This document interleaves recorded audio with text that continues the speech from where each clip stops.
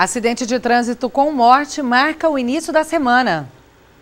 Em Limeira, um jovem de 24 anos morreu após colidir o carro contra um poste. Em Rio Claro, moto colide com caminhão.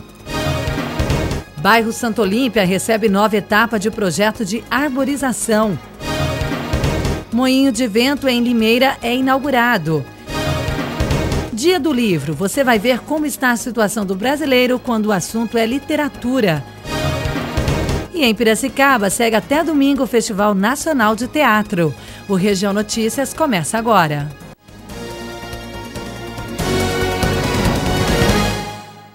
Boa noite. O fim de semana foi marcado por tragédia no trânsito. Em Limeira, um jovem de 24 anos morreu após colidir o carro contra um poste. O acidente aconteceu no bairro Jardim Planalto, na altura do anel viário próximo à Avenida Laranjeiras. O veículo trafegava na via sentido Limeirão, quando perdeu o controle, por um motivo ainda desconhecido, e acabou colidindo contra um poste. O veículo ficou completamente destruído. A hipótese de velocidade excessiva não foi descartada. O passageiro do carro, um rapaz de 25 anos, foi arremessado para fora do veículo e foi socorrido em estado grave para a Santa Casa da cidade. E a semana também começou com um acidente de trânsito em Rio Claro. Como você vê aí nas imagens, a colisão foi entre uma moto e um caminhão. Segundo informações da Polícia Militar, o motociclista teria ultrapassado o sinal de pare e acabou colidindo contra o caminhão que seguia na via. Após a batida, o caminhão acabou colidindo contra a lateral de uma residência e o motociclista foi parar embaixo do veículo. A vítima foi resgatada pelo Corpo de Bombeiros. E este acidente que você acabou de ver ocorreu no cruzamento da Avenida 11 com a Rua 12, no bairro Consolação, em Rio Claro. Um trecho de diversas reclamações. Valéria Spinelli. Momentos depois do acidente, aqui ainda no local, nós ficamos sabendo que existem muitas reclamações que os veículos passam por aqui em alta velocidade, que já aconteceram outros acidentes. Eu converso agora com o seu José, que é morador aqui da Rua 12 com a Avenida 11. Seu José, o senhor já presenciou outros acidentes aqui nesse local? Vários, viu? Vários. Inclusive teve 2 acidentes muito feios aqui, um capotamento de madrugada, com um carro com várias pessoas aqui dentro, e outra vez também uma pessoa entrou com um carro aqui, foi parar na casa do vizinho, arrancando 2 postes lá. E a turma, quando sai da 14 com a 11 subindo, eles sobem em alta velocidade. O que tem, eles vão parar lá na 9. É um perigo se passar alguém, uma criança, uma pessoa de idade. Inclusive minha mãe, um pouco tempo atrás, foi atravessar aqui, não conseguia atravessar, quase o carro pega. Então a gente pede de novo que teve uma lombada e no fim retiraram essa lombada. E a gente pede de novo a lombada de novo aqui.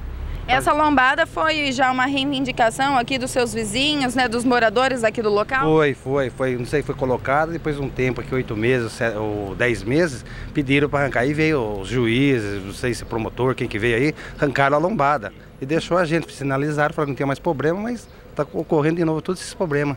Com a lombada, né, tinha um efeito, diminuiu a velocidade que os carros passavam por aqui? Tinha sim, tinha um pouco mais de respeito, dava-se para passar, fizeram até faixa de pedestre, mas depois arrancaram, virou isso de novo, esses novos acidentes que está tendo constantemente. Inclusive sábado passado teve um ali na esquina, próximo também, com um ônibus e uma caminhonete. Então, e essa reivindicação do trânsito continua aqui pelo senhor, pelos seus vizinhos, né? Vocês pedem melhoria aqui nessa região, alguma providência? Se fosse possível de novo pôr a lombada, né? Pôr uma lombada, fazer tudo certinho. Aí como manda, a pessoa tem um pouco mais de precaução, né? Porque, veja bem, ser humano, às vezes passa uma criança, passa de bicicleta aí, dá problema, como aconteceu agora aí, ó. E com o anúncio da prorrogação do prazo da redução do IPI na semana passada, muita gente deve aproveitar para comprar um carro 0 quilômetro. Mesmo com consumidores cautelosos para efetivar as compras, nas concessionárias a expectativa é de um aumento significativo para este fim de ano. Conhecida como uma das medidas adotadas pelo governo para tentar incentivar o consumo e, com isso, aquecer a economia e elevar o crescimento do Produto Interno Bruto. A redução do IPI, imposto sobre produtos industrializados, vem sendo aplicada em vários setores. E nesta semana, a redução voltada para carros 0 quilômetro foi prorrogada. A redução sempre foi muito positiva e sempre trouxe bastante benefício quando o governo anunciava o término, né? Todavia, com tanto vai e vendo dessas informações de reduções de IPI, a gente tem sentido que o consumidor tem ficado até mais cauteloso e meio duvidoso até do cancelamento ou da prorrogação dos prazos em si. Para o consumidor, a oportunidade de conseguir preços menores na compra de um 0 km vai até dezembro. Maria Elizabeth, por exemplo, já aproveitou e saiu de carro novo. O desconto em alguns carros aí chega próximo a 8%, né? E há um aumento sem dúvida nas vendas, ainda mais agora no final de ano, já existe um aumento importante. E com essa questão da prorrogação do IPI, a gente espera ainda aumentar mais as vendas. Acelerou mais, né? Eu já tinha a intenção de trocar o meu carro e com a redução e a facilidade de compra, acelerou e estou acabando, está pronto para mim levar embora. É positiva a redução do IPI para o consumidor, a gente está pagando menos imposto, né? Então sempre é bom aproveitar. Bom, e para você que procura emprego, confira as vagas disponíveis em Rio Claro.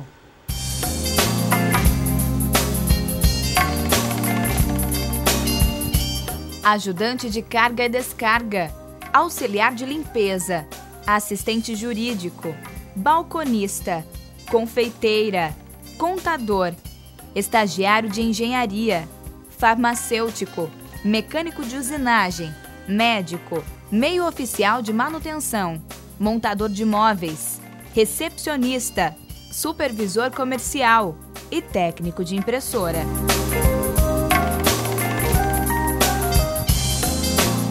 E sobre meio ambiente, a colônia tirolesa de Piracicaba recebeu neste fim de semana mais uma etapa do projeto de arborização, desenvolvido por alunos da Exalc em parceria com moradores do bairro Santa Olímpia.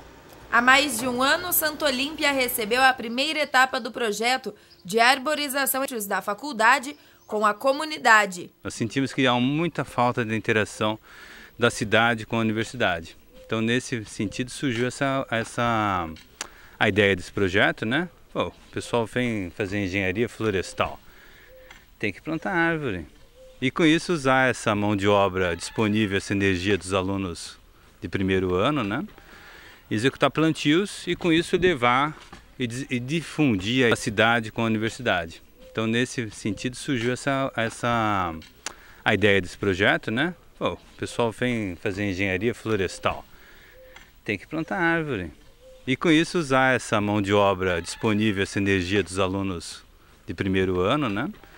Executar plantios e com isso levar e difundir a ideia de arborização na cidade. Em relação à implantação na colônia tirolesa de Piracicaba, algumas particularidades, como o interesse na semelhança na região do Trentino, de onde os fundadores do bairro saíram. A gente mantém a nossa tradição através da culinária, com as festas, a gente trabalha com os corais, com os grupos de danças e agora nós estamos fazendo um trabalho também com essa parte do plantio de árvores, porque na nossa região, de onde que nossos velhos vieram, lá do Tirol, tem muito essa relação com o território. Eles deviam proteger esse território e os nossos velhos trouxeram isso com eles. E a gente consegue perceber isso nas casas dos mais idosos, sempre tem a sua árvore, sempre tem seu jardim bem cuidado. Então, com a parceria da Exalc, a gente está conseguindo resgatar essa parte para transformar e melhorar a nossa qualidade de vida. E agora começa a segunda etapa do projeto, com a plantação de mais de 400 mudas. A população do bairro já interagiu mais com as espécies que foram plantadas, escolheram algumas espécies, então hoje o bairro está adotando os ipês. Né, os ipês brancos, amarelos, os roxos, os rosas, então eles querem ipês. Então houve uma escolha da população do bairro e nós estamos entrando com os ipês, então junto com os alunos da engenharia florestal, plantando os ipês nas vias públicas. Com o projeto pela segunda vez no bairro, a participação dos moradores aumentou. É muito interessante do envolvimento dos moradores querendo as árvores que eles desejam. E aí a gente entra num consenso, porque vamos imaginar, uma rua com vários tipos de árvores, ela não fica homogênea como que seria na nossa região. Então, entra num acordo, por exemplo, a minha rua eu quero só ipê amarelo. Todo mundo concorda e a gente começa a fazer, para criar cenários e deixar o nosso lugar cada vez mais bonito. Então tem lugares que, por exemplo, que a gente fala que é um lugar onde que ficam os cristofoletes, que só só lá vai ser plantado 100 ipês amarelos e ao redor dos parreirais que eles têm. Então vai ficar um cenário muito bonito, não para os visitantes, para nós principalmente. Região Notícias, e hoje, 29 de outubro, é o Dia Nacional do Livro. Até mesmo aqueles que não gostam muito de ler têm um exemplar que marcou. Mas nós vamos rever agora uma reportagem realizada pela TV Claré que mostra a atual situação do brasileiro quando o assunto é literatura. Se o senhor ganhasse hoje R$ 128 para gastar com lazer, o que o senhor faria? Não muita coisa, né? Um tempinho desse eu iria gastar numa pousada em Tirapina, que é aqui perto, ou iria para uma balada. R$ 128. É isso que o brasileiro costuma gastar com livros por ano, de acordo com uma pesquisa. 55 mil famílias foram ouvidas. Nas preferências, na hora de escolher o que fazer para o lazer, estão os aparelhos tecnológicos e os gastos com programas fora de casa, como passeios e viagens. Para você criar um modelo de leitor, você precisa ter o envolvimento da família. O que acontece? Hoje a gente observa que as famílias brasileiras gastam muito, por exemplo, com eletroeletrônico. É raro você ver uma criança na escola pública mesmo que não tenha celular. E, no entanto, o que acontece? Se você perguntar, essas mesmas famílias não assinam jornais, não assinam revistas, não compram livros e raramente vão às bibliotecas. Seu Benevino tem costume de ler? Gostava de ler? Não, nunca gostei de ler, nunca. Sou ruim na leitura. Não sei, não gosto de leitura. Não.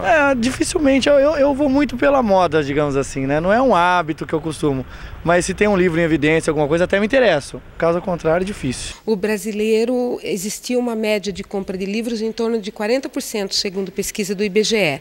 E agora, em 2008 e 2009, a mesma pesquisa foi realizada e esse índice caiu para 36%. Quer dizer, encolheu, né, a busca do brasileiro por material de leitura. Mesmo com a preferência por outras atividades, nas ruas encontramos quem está do lado dessa minoria que tem o costume de ler e que passa isso aos mais novos. Leio muito. 2, 3 livros uma vez só. Para saber o que tem atraído os olhos desses amantes da leitura ultimamente, conversamos com quem convive diariamente com eles. Bruna Dias conta que as séries têm ganhado espaço nas estantes dos leitores. Por quê? Porque se a criança se interessa por um, ela vai querer ler os outros. Isso é uma coisa legal. A gente vende muito para o público juvenil aqui. Outros livros que saem bastante são sempre os lançamentos, as novidades. E foi em uma livraria que encontramos um ótimo exemplo para quem não tem o costume de ler. O seu Valentino tem o hábito há anos. Já é até conhecido das funcionárias no local. Eu gosto mais de ler misticismo, ficção, coisas relativas à música. Torna-se um hábito, viu? A gente não consegue, por exemplo, dormir sem ler qualquer coisa. Quando a pessoa entra na loja e fala, eu queria um livro para começar a ler, mas assim, eu não gosto muito de ler. A gente vai dando indicações. Então, vai sugerindo vários títulos diferentes, livros diferentes, de temas diferentes. O qual a pessoa, se assemelhar mais, ela vai falar, olha, eu vou levar esse. Eu tenho visto alunos que chegaram aos 60, 65 anos, sem nunca antes ter se dedicado à leitura de obras literárias e escrever sobre a própria vida, escrever sobre os vários temas que lhes são propostos, e hoje estão fazendo isso. Em Limeira, o final de semana foi de comemoração. O moinho de vento alemão foi inaugurado. Este modelo é o primeiro no Brasil. Desde o anúncio e início da construção, foram mais de 12 meses de trabalho. O terceiro moinho de vento do Brasil foi inaugurado com uma solenidade para autoridades e descendentes da colônia alemã. O objetivo é resgatar essa cultura. A gente está entregando, né, o moinho, é uma obra grandiosa no nosso ponto de vista, é o ponto de partida para o Parque das Nações, né, que vai estar aqui nesse lugar futuramente. E o que é o Parque das Nações? É um parque que vai representar todas as etnias que compuseram a formação da nossa cidade, a formação da nossa região. O projeto foi elaborado e doado à Prefeitura de Limeira pelo arquiteto holandês Jan Heidra. Ele já construiu mais de 20 moinhos pelo mundo.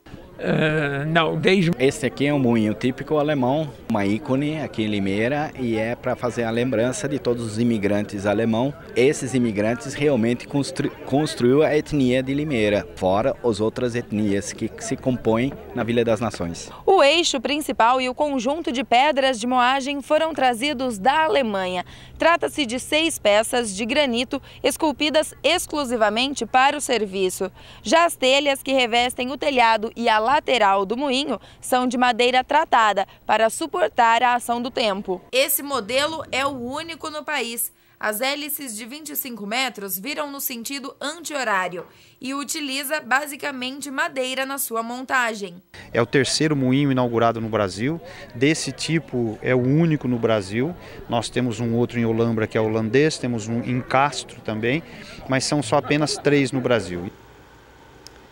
E continua até o próximo dia 4 o Festival Nacional de Teatro de Piracicaba. A mostra oficial conta com 10 espetáculos e neste domingo a atração foi na Rua do Porto.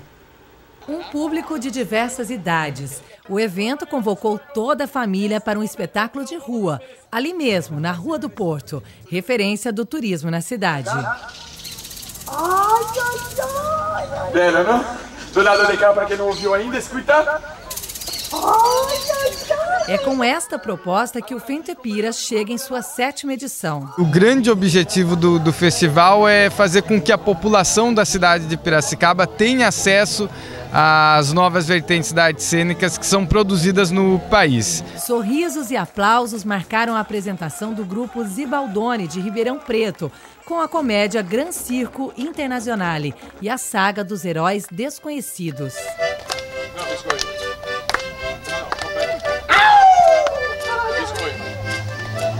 A gente gosta de explorar a pobreza e a reconstrução, a ressignificação das coisas. Então a gente faz circo com objetos de rua, com facão de coitacana, com latão de lixo. A gente não usa os elementos de circo para fazer circo. A gente retransforma como se nós fôssemos da rua. Nós somos da rua, no caso, né, no espetáculo, e então a gente usa a rua para que o espetáculo aconteça, para que ele vire um circo. Primeira vez que a gente se apresenta em Piracicaba, somos de Ribeirão Preto, e foi um enorme prazer e esperamos voltar em breve. O Festival Nacional de Teatro de Piracicaba segue até domingo. E além dos espetáculos de rua, a maioria das apresentações acontece no Teatro Losso Neto e no SESI. A mostra oficial conta com 10 espetáculos, 8 na categoria Teatro Adulto e 2 na categoria Teatro para Crianças e Adolescentes. E conta ainda com 4 espetáculos convidados, exibição de filme e debates com grandes nomes das artes cênicas do país. Tudo com entrada franca. Para saber de toda a programação é só acessar o site fentepira.com.br. E a TV Claré realiza mais uma grande produção. Profissionais da emissora estão em São Paulo para a produção de mais um filme em parceria com a paróquia Nossa Senhora da Saúde.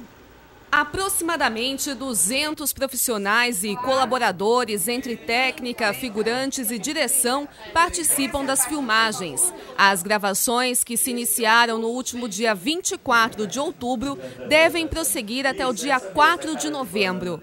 A maioria das cenas estão sendo gravadas no bairro do Ipiranga, em São Paulo, onde fica a sede dos Oblatos. O filme, que tem como nome provisório Memórias do Coração, conta a história de Eugênio de Mazenot, um sacerdote que se tornou santo. Este é o 7º longa-metragem produzido e dirigido pelo padre Antônio Bogás, da paróquia Nossa Senhora da Saúde de Rio Claro. A data de lançamento está marcada para o dia 22 de junho de 2013. O Região Notícias fica por aqui. Não deixe de conferir outras informações em nosso portal na internet, tvclaré.com. Continue agora com os destaques do esporte com Ana Cecília Pereira. Boa noite para você e até amanhã.